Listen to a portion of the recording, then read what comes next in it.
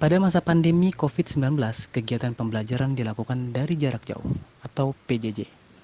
Dan mayoritas tugas-tugas yang diberikan pun bersifat daring, sama seperti yang dialami oleh Ibra, siswa kelas 8 SMPN 14 Padang.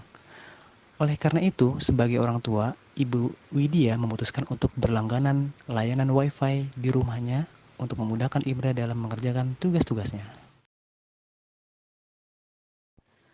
Namun, hal tersebut justru menimbulkan masalah baru. Tuntutan untuk di rumah saja membuat Ibra mudah bosan hingga akhirnya memilih untuk bermain game online hingga kecanduan. Tak jarang, Ibra berbohong izin menggunakan gadget atau laptop untuk mengerjakan tugas padahal digunakan untuk bermain game online. Nilai prestasi Ibra pun menurun hingga akhirnya Ibu Widya memutuskan berkonsultasi dengan guru BK untuk mengatasi permasalahan yang terkait dengan Ibra.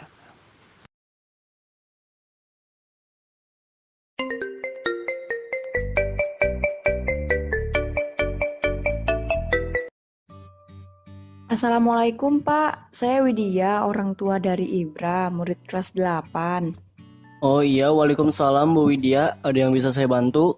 Saya ingin berkonsultasi masalah Ibra anak saya Pak. Oh iya, boleh Bu, silakan. Begini Pak, selama pandemi COVID-19 ini kan anak-anak diberlakukan pembelajaran jarak jauh.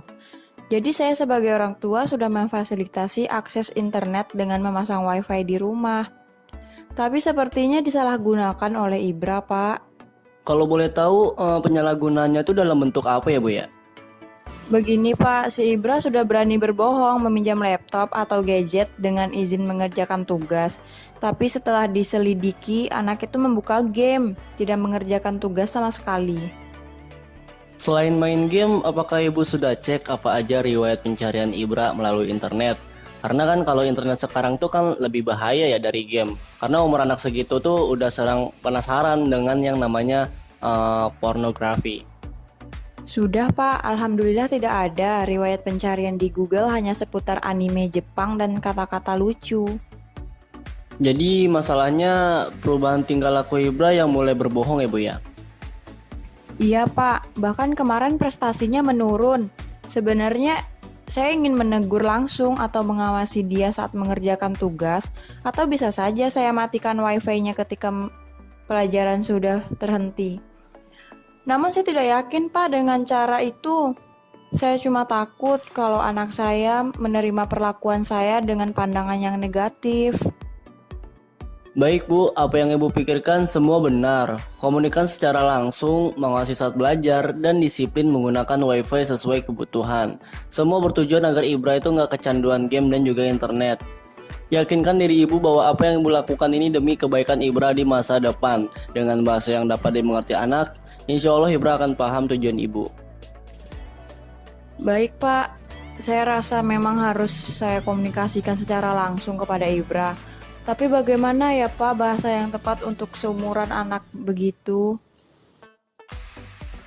Baik, mungkin Ibu bisa mengajak Ibra ngobrol santai dulu sebelum masuk ke pembahasan. Kemudian tanyakan kepada Ibra apakah ia berbohong atau tidak. Nah, setelah itu berikan senyuman kepada Ibra.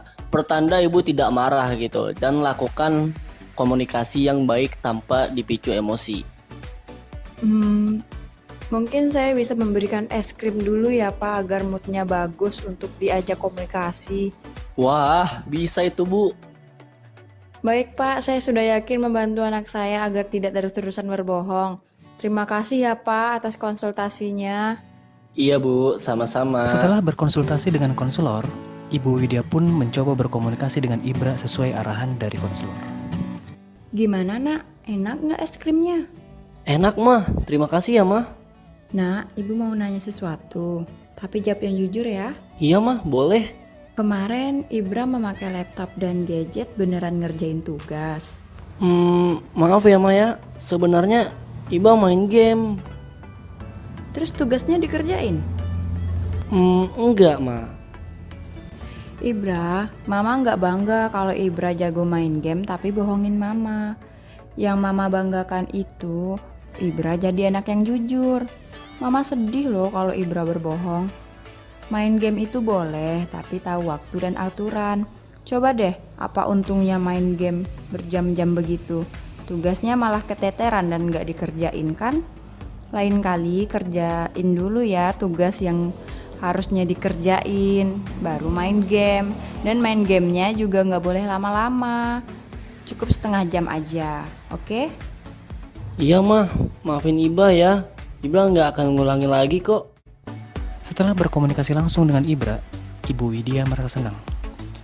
Berkat pendekatan dan bahasa yang baik, Ibra pun menerima semua nasihat mamanya. Ibu Widya juga melakukan opsi awalnya, seperti menemani Ibra saat belajar dan mematikan wifi ketika jam belajar selesai. Dan tak lupa juga Ibu